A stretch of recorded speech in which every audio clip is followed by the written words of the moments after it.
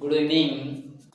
आज का जैसा कि हम अभी बहुचर्चित एग्ज़ाम 4 ग्रेड भर्ती परीक्षा राजस्थान पुलिस और भी राजस्थान प्रतियोगिता की होने वाली 2025 और 26 की परीक्षा के लिए और रिट मुख्य परीक्षा हेतु तो छोटे छोटे प्रश्न के रूप में मेवाड़ है और इतिहास से संबंधित बहुत सारी चीज़ें आती हैं।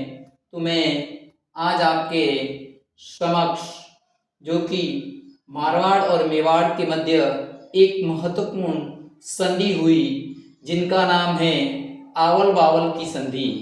तो पहले तो तुम्हें याद रखना है कि आवल बावल की संधि कब हुई। तो आवल बावल की संधि 1453 ईस्वी में हुई। अब आवल बावल की संधि किसके मध्य हुई? तो राव जोधा और महाराणा कुंभा के मध्य हुई। और फिर तीसरे प्रश्न के रूप में आवल बावल की संधि में महत्वपूर्ण भूमिका किसकी थी? तो हंसाबाई की, जो कि राव रणमल की बहन और राव जोधा की बुआ थी। तो कहते हैं कि कुंभा के बाद, रणमल के बाद लंबे संघर्ष के 15 वर्ष के संघर्ष के बाद राव जोधा अपनी बुआ से सलाह मशविरा करते हैं और जो कि उन दोनों के मध्य बातचीत का अंतिम चर्चा के रूप में आवल बावल की संधि की सलाह पर ये हंसाबाई के सहयोग से महाराणा कुंभा स्वीकार कर लेता है। तो सबसे पहले हमको याद रखना है, पहला प्रश्न बनता है कि आवल बावल की संधि कब हुई? 1453 ईस्वी में। किस किस के मध्य हुई? राव जोधा और महाराणा कुंभा के मध्य। और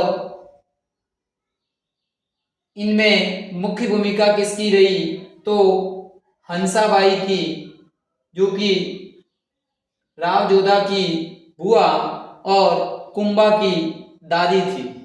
तो ये हमें याद रखना है। फिर इसमें मुख्य शर्तें क्या थी? तो जैसा कि अपने पढ़ा है कि मंडोर और जोधपुर का क्षेत्र मेवाड़ वालों के पास में था, वह अधिकार करने के लिए प्रयत्नरत था। तो 1453 ईस्वी में उसको मंडोर का दिया जाता है और इस संधि को स्वीकार कर और वह एक स्वतंत्र रूप से 1453 ईस्वी में मारवाड़ का एक शासक राव जोधा बनते हैं। अब दोनों के मध्य कई बार एग्जाम में, आरएस के एग्जाम में मुख्य परीक्षा के हिसाब से 50 शब्दों में और 20 शब्दों में बड़े आसानी से ऐसे प्रश्न कई बार आते हैं और आगे भी आने की संभावना रहती है। तो अब प्रश्न आता है कि आवल बावल की संधि के तहत दोनों के मध्य किस स्थान पर सीमा का निर्धारण फिक्स किया? तो जैसा कि विदित है कि आवल और बावल की संधि, तो ऐसा कहा जाता है कि जहां आंवले के वृक्ष ज्यादा संख्या में थी वह मेवाड़ का क्षेत्र था और बावल यानी बबूल थे वह क्षेत्र मारवाड़ का क्षेत्र था। वैसे तो एक सामान्य भाषा में उस परिप्रेक्ष्य में कहा जाए तो मारवाड़ के जो सोजत के क्षेत्र है वहां पर मेहंदी के लिए वो क्षेत्र प्रसिद्ध है और मेहंदी में जो मिक्स करने के लिए अलग पत्ते हैं तो आंवली ऐसा कहा जाता है। आंवली का एक पौधा है जो कि साल चमड़े के रंगने के लिए काम आती है और इस मेहंदी के रूप में उस आंवले के पत्ते भी मिक्स किए जाते हैं। तो मारवाड़ में देसी भाषा में हमारे सिरोही में आंवली कहते हैं। तो उनके वृक्ष थे जो भी है।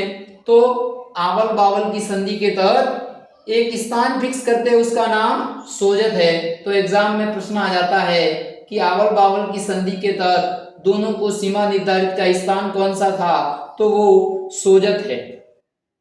फिर इस संधि के तहत राव कुंभा द्वारा मंडोर वापस राव जोधा को दिए और जोधा वहां का स्वतंत्र राजा बना। और फिर इसी के कड़ी मध्यस्थता के रूप में दोनों के मध्य वैवाहिक संबंध स्थापित होते हैं और कुंभा का पुत्र रायमल होता है। उनका विवाह जोधा की पुत्री श्रृंगार कुंवर के साथ तय होता है।